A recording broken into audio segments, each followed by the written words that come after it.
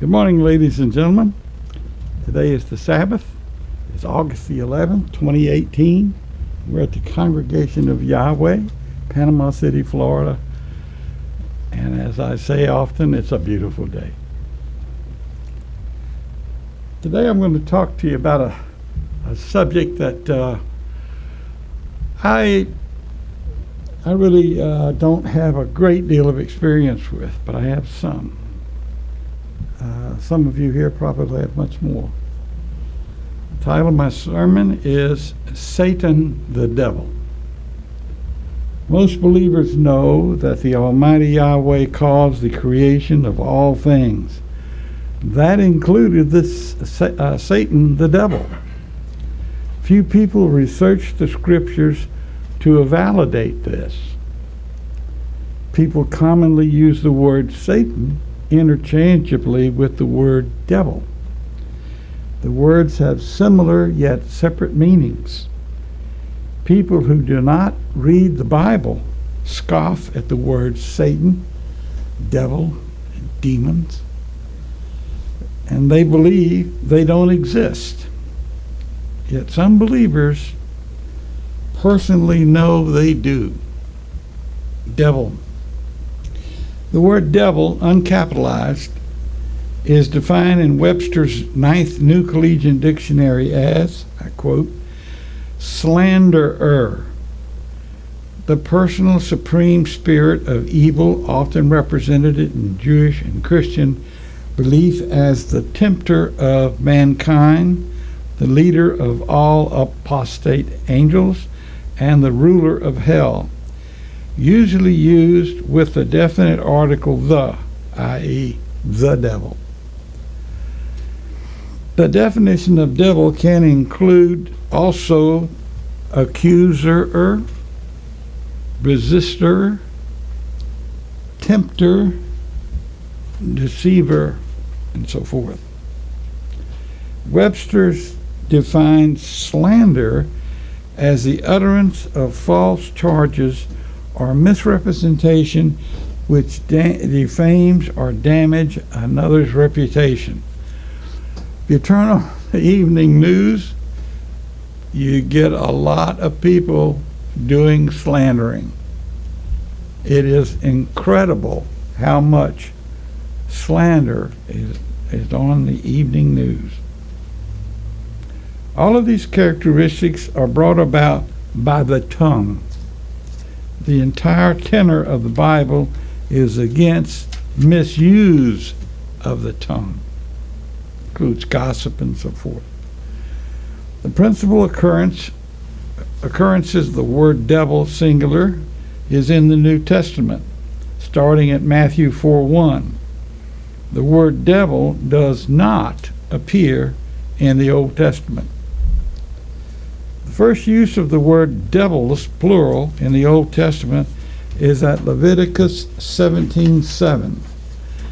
There the word is Strong's number 8163, the definition of which refers to the sacrifice of a shaggy, wild mountain goat as part of a pagan rite.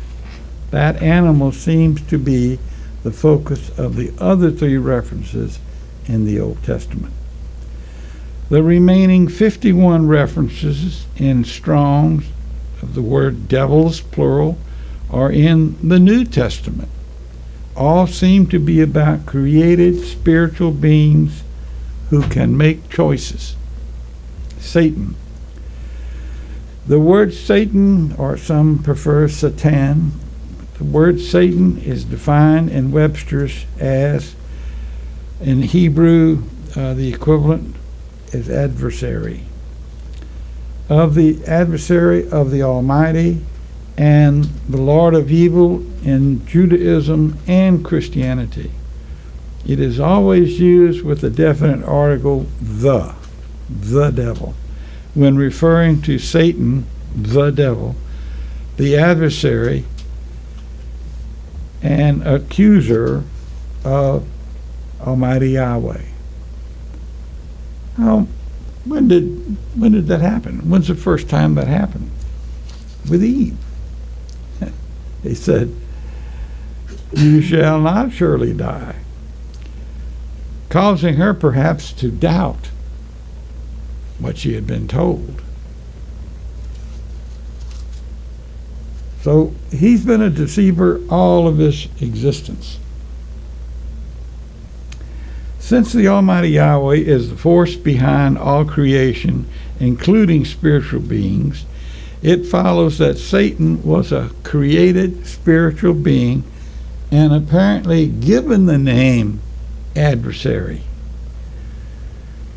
This Hebrew word appears in English Bibles translated as Satan.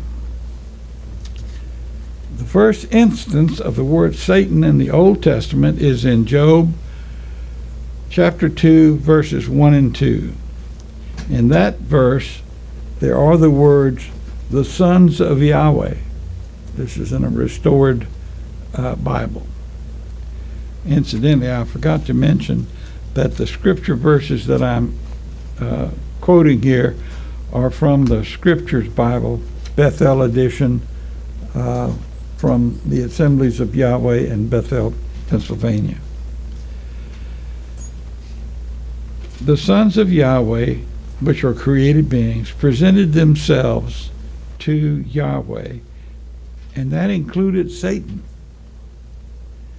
In answering the question by Satan about where he, Satan, had been, Satan answers that he had been going to and fro in the earth, and from walking up and down in it. This shows that the created spirit beings had the ability to come and go from heaven to the earth. Logically, this was before the rebellion by Satan. To find out about the early history of the earth, one must read the book of Genesis, Bereshith in Hebrew. The other source and other sources. Verses cited in the following, as I said earlier, are from the Scriptures Bible, Bethel edition, 1993. In the beginning, Genesis 1:1 says, in the beginning, Elohim. The Hebrew word Elohim is plural. The usual definition of that word can also include the word deity, plural deities. This word fits the Father and the Son because both were worshipped. According to Don Esposito, the congregation of YHWH in Jerusalem, Israel, the words in verse 1, in the beginning, in Hebrew, could read, in a beginning.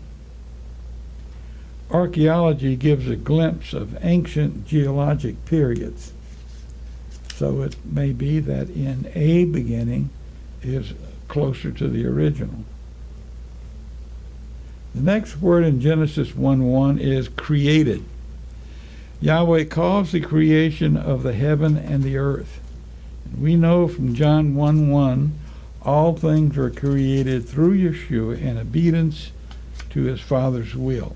John 1:1.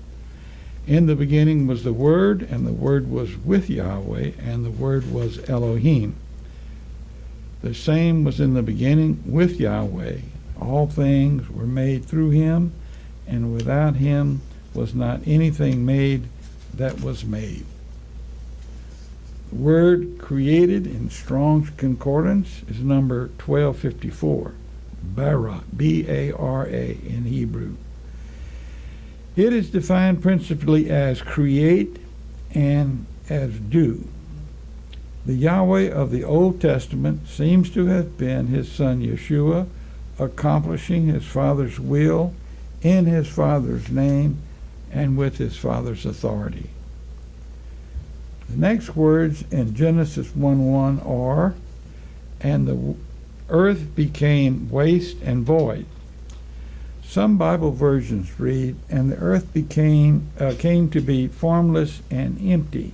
Regardless, the Hebrew words for the condition of the earth then are tuhu and buhu.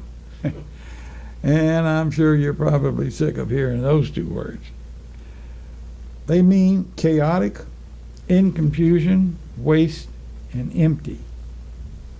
The words became and came to be are in the past tense, which infers that the earth was created perfect, not chaotic, not in confusion, not wasteful, not waste and waste, and not empty.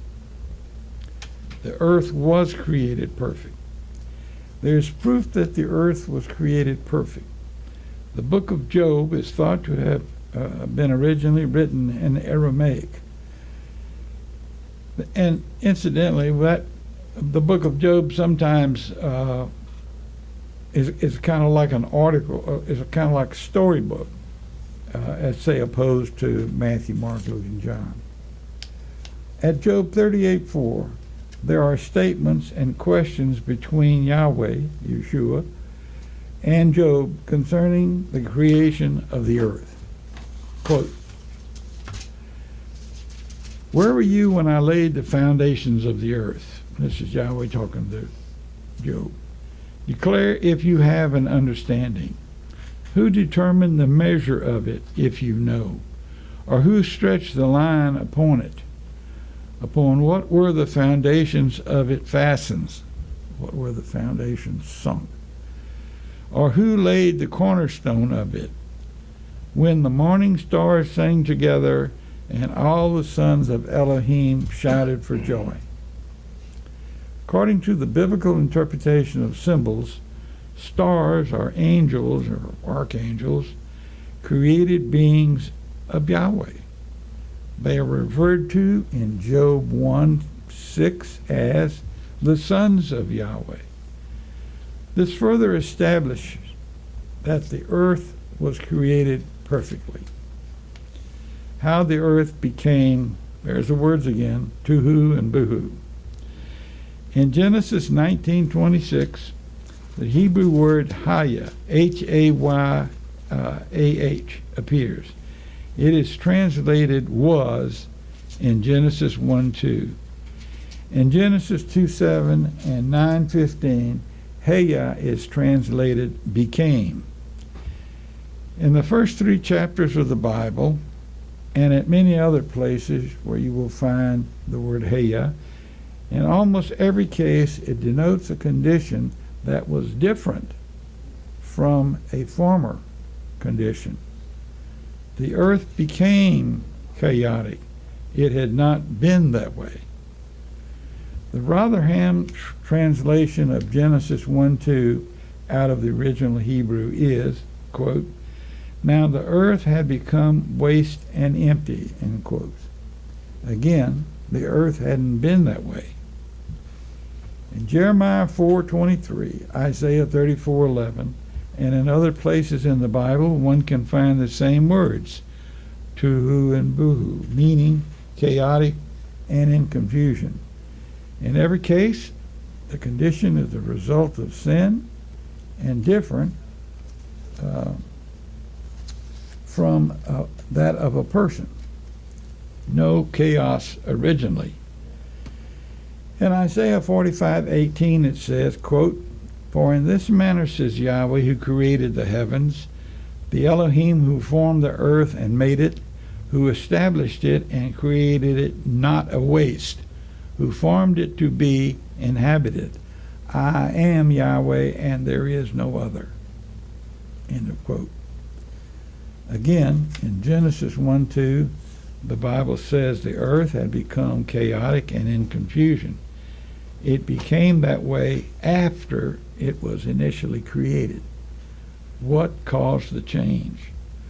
The chaotic condition had to be as a result of sin by created spirit beings sometimes after that earth was created, but before the 6 days the earth was apparently recreated. Sin causes destruction. Sin caused destruction to come upon the earth. It could not have been a sin by humans because no man had been on earth until the 6th day of recreation. We find in 1 Corinthians 15:45 that Adam is called the first man on this earth. In Genesis, Eve is called the mother of all living beings. There were no other race of people prior to Adam and Eve. Yet there must have been beings that sinned, and in doing so brought the earth into a desolate condition.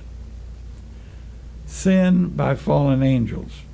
If you turn to 2 Peter 2:4, I quote, "For if Yahweh spared not the angels when they sinned, but cast them down to Tarshish."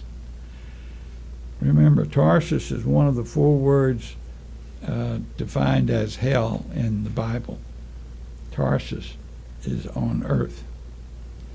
"For if Yahweh spared not the angels when they sinned, but cast them down to Tarshish, and committed them to pits of darkness, to be reserved to judgment, and spared not the ancient world, but preserved Noah and 7 others, a preacher of righteousness, when he brought a flood upon the world of lawlessness."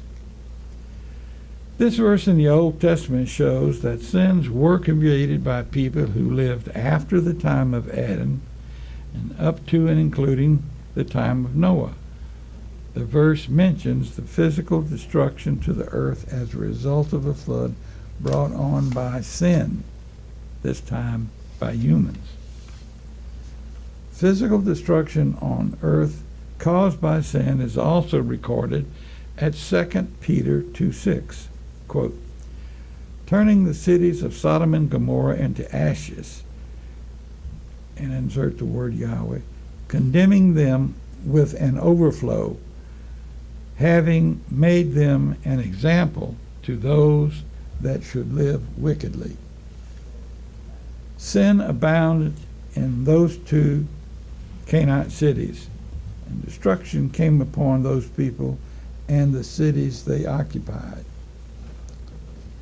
Earth is under subjection by fallen angels.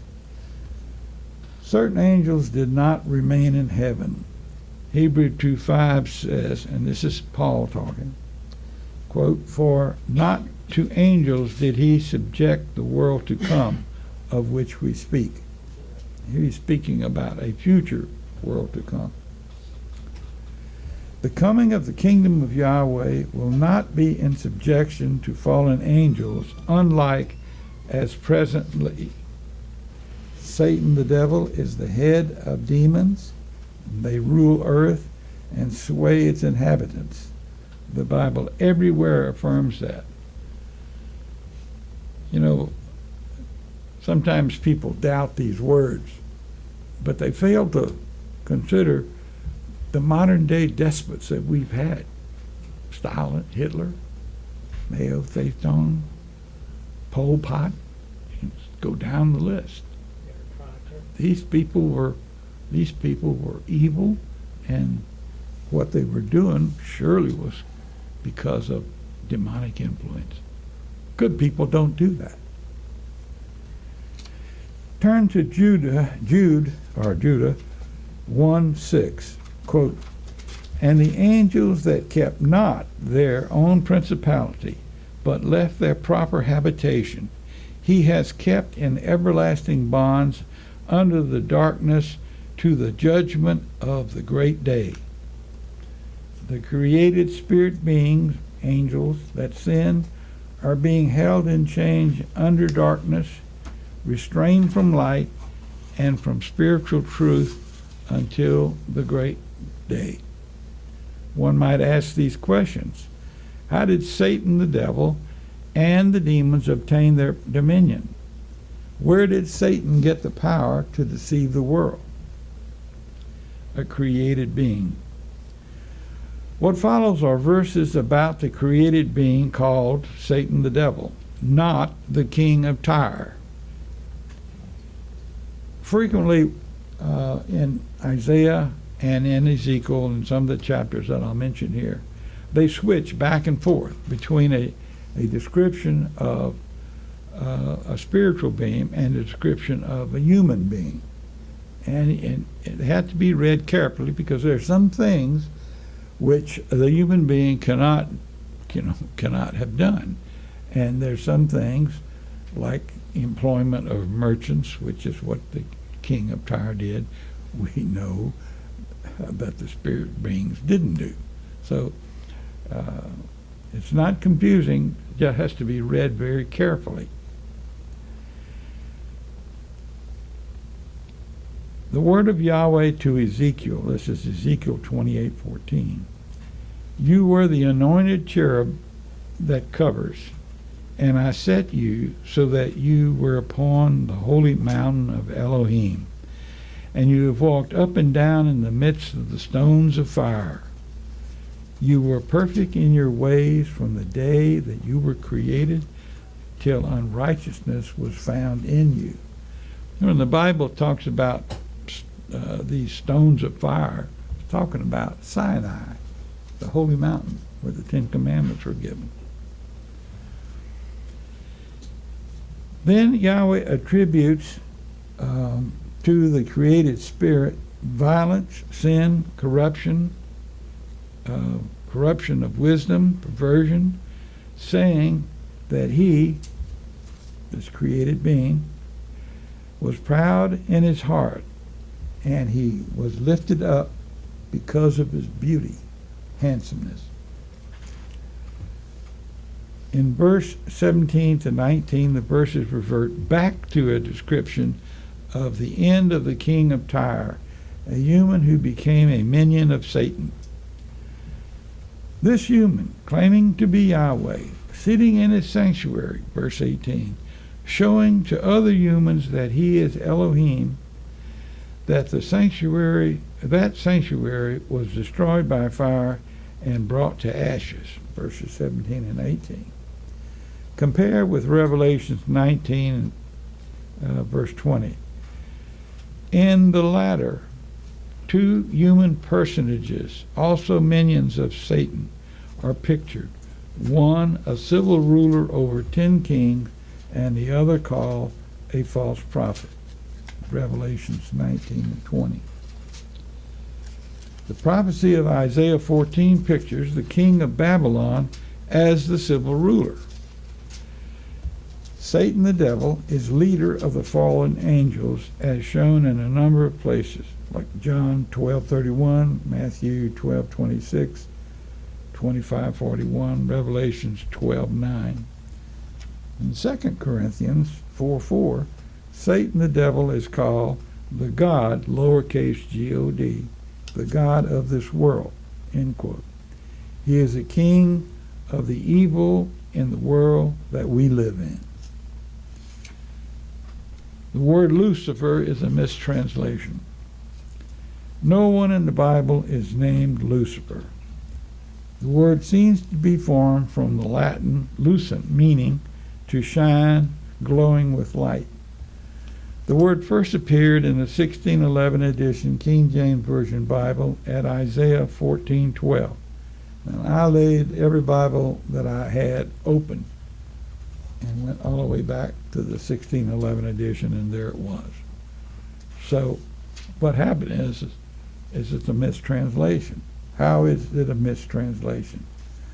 The verse seems a vengeful statement against the boastful king of Tyre, Isaiah 14:12. Quote, how art thou fallen from heaven, O Lucifer, son of the morning? And in the sidebar, it says, O day star. Modern Bibles have the wording of Isaiah 14:12 as, how have you fallen from heaven, O day star, son of the morning? Strong's word number for Lucifer is 1966. Its definition is from a modern King James Version Bible, which is, O Lucifer, comma, parentheses, shining one, close parentheses, son of the morning. Webster's Dictionary defines Lucifer, and it includes mention of the fact that it refers to the planet Venus when appearing as the morning star. Ancient peoples thought Venus was a star. Then and now, its reflected light is so bright during certain times of the year that it can be seen quite late in the morning. Apparently, the translators of the 1611 edition KJV connected the morning star Venus with a description of the beautiful anointed cherub archangel who sinned and became a devil named Satan.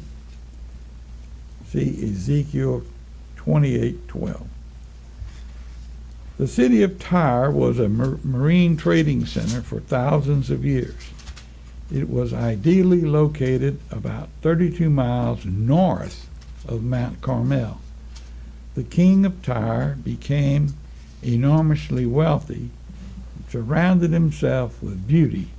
He had the best of everything, but he became very boastful. He is to have said in his heart, I am El, I sit in the seat of Elohim. But he was deposed by the king of Babylon.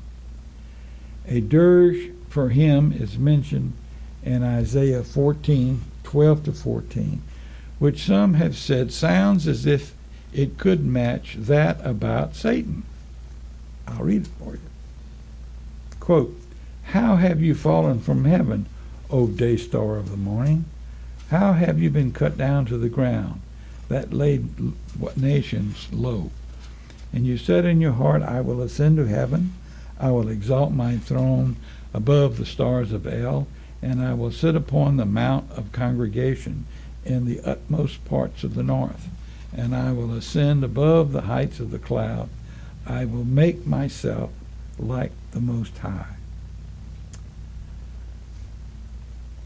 Ezekiel 26 refers to the ancient Tyre, and it isn't appreciated how far back Tyre existed. It goes far back into the Old Testament. So one has to be careful of which Tyre is being talked about in the Bible. There's no separation between the old one and the one that's commonly mentioned. In Ezekiel 26, the ancient Tyre as a forerunner of the present and the future. In Isaiah 14, verses having a human description revert back to verses about a spiritual being, Satan. See, I mentioned this earlier about it switches back and forth.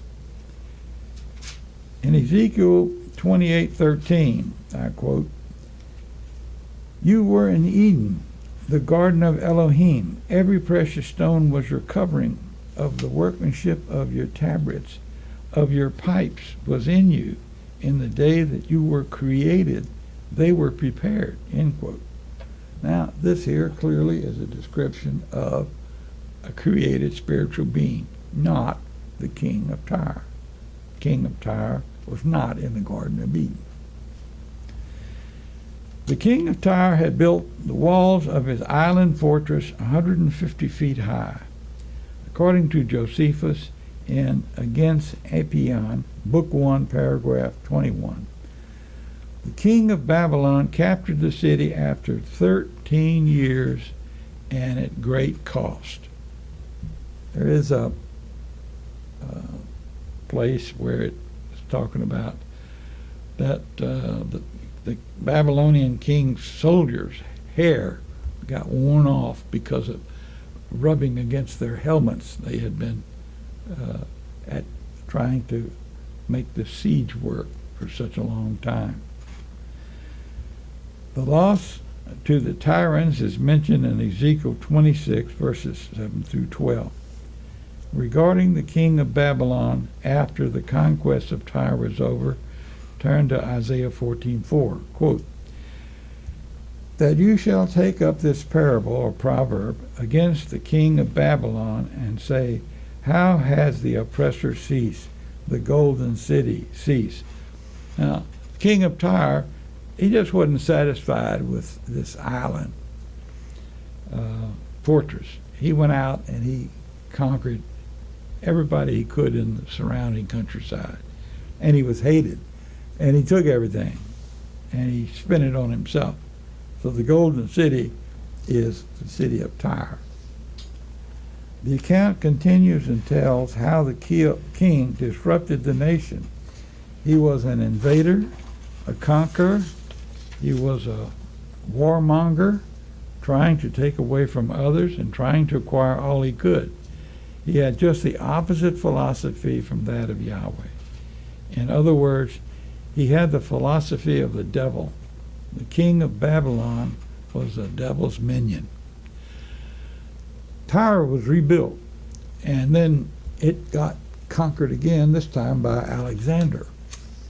And what Alexander did was there was the Tyre of the island, and then there was the city of Tyre on the shore. Well, in the ensuing 13-year war, all of the buildings got knocked down, so they had a lot of stone and stuff all around. Well, Alexander had the guys, his soldiers, his men, pick up the stones and walk toward the water's edge in the direction of Tyre and throw them in the water. And so they built a causeway out to the city of Tyre. Then he built towers and rolled up, took the city. There may have been suppositions about the anointed archangel becoming Satan. One can make supposition as to what may have happened on earth before the rebellion by Satan, based upon various Bible verses. The earth was a perfect creation. The angels shouted for joy. From creation, the earth may have been visited by angels, as is mentioned in the book of Job. Satan says he did it. Yahweh gave his angels free moral agency. They still have it. Earliest can be determined. They had the minds to think free and to reason, and they had the right of free choice. There may have been a throne on earth upon which Satan sat, who, because of his favor, seems to have been a cherub archangel. Satan had been at the throne of Yahweh. He's called the covering angels, and there's some traditions that hold that he had like a fan or something that he held over the throne of Yahweh. No Bible verses say that, except this one fleeting reference that he was a covering angel. Moffat's translation of Ezekiel 28:15 about Satan reads, quote, "From the day you were created, you lived a perfect life till you were discovered doing wrong," end quote. Yahweh created a beautiful, perfect angel which had free will. Satan allowed his beauty and perfection to fill himself with vanity. Apparently, Satan became envious of Yahweh's power and resented his authority over him. Satan seems to have plotted with a third of the angels to depose Yahweh from his throne of authority over the universe. We know that figure of a third because it says that he was cast down to earth and a third of the angels were swept down with him. Satan had his fallen angelic demons. Satan and his fallen angelic demons are incarcerated on earth. They know their future punishment will be in a lake of eternal fire. But humans have the opportunity to obtain the gift of eternal life. A supposition of how the earth became chaotic. It is a supposition that the conflict between the spirit beings aligned with Satan and those loyal to Yahweh took place on earth. Further, that it was a tremendous power that was unleashed in the conflict that caused the earth to become Tuhu and Buhu. Sometime later, at the recreation of the earth in 6 days, humans were created. After the recreation of the earth, Satan deceived the king of Tyre, causing him to lose touch with reality. The king began to think that he could rise above the Almighty Yahweh. Satan cares nothing about humans. He is not trying to win them over to his side. He is only trying to lure them away from being obedient to the word of the Almighty Yahweh, which enables them to receive the gift of eternal life. Adam had the opportunity to rule over the recreated earth, but he obeyed Satan instead. The human race has suffered ever since. Yeshua the Anointed came about 4,000 years afterwards. His experiences with Satan's temptation on the mount is known, recorded in the New Testament. He, as human, refused to obey the devil and quoted applicable scriptures. He continued to obey his Father Yahweh. Yeshua ultimately turned to the devil and said, "Get yourself behind me." And the devil did. In the same way, Satan and his legions must, when we command them to get behind us. Yeshua the Anointed will have rulership on the earth. He went to heaven about 1900 years ago and will come again. And when he does, the devil will be permanently restrained. Yeshua will rule the earth, and Yahweh's laws will be restored. Then Yeshua will turn over his kingship to his Father Yahweh. In conclusion, Yahweh did not create a devil. He created a spirit being, an anointed cherub archangel. The archangel was perfect in every way and was given free choice. His name was Satan. He became Satan the devil by warring against the Almighty Yahweh. Satan and his demons are now confined to earth. The Bible teaches that Satan is the god of this world, but it also teaches that Satan and his demons will receive the full vengeance of the Almighty Yahweh. Thank you.